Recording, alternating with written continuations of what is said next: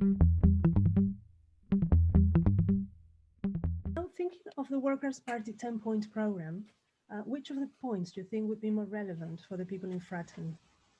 Well, I think the like building of industry, because Portsmouth was a dock town, it was an industry town, and it's had its heart, which is the dockyard, it's had its heart taken out recently.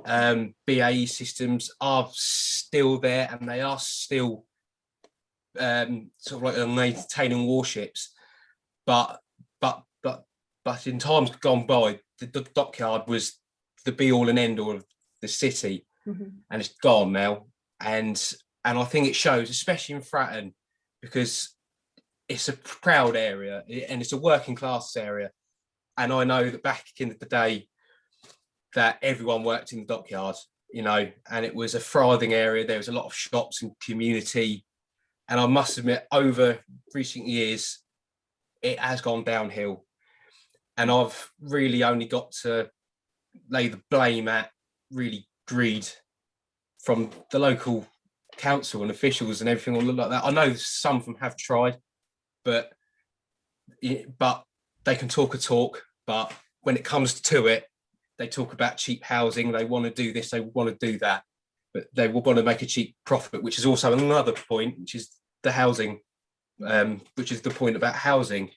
Cheap housing would help in Portsmouth hugely. The only problem is Western Island, so we have no space to grow. It has to go up, and there's enough tower blocks and empty offices that are sat there ready to go, especially in Fratton.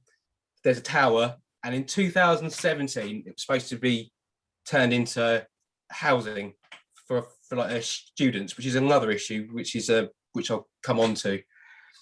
And it hasn't been turned into anything. It's sat there empty, and that was in 2017.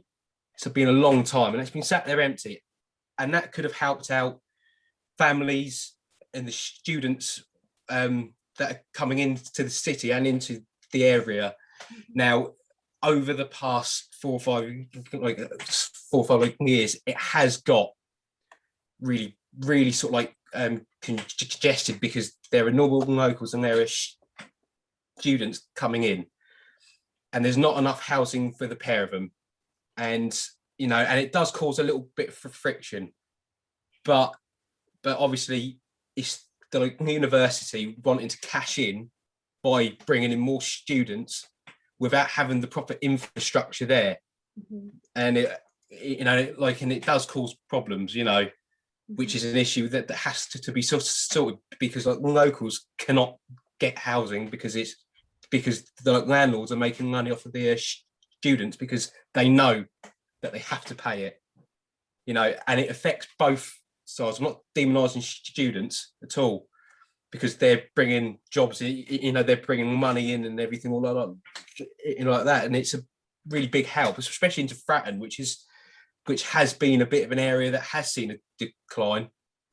So having fresh people in there, business ideas, it's all really good. So I think if we can sort out the business of housing, it's a really good thing.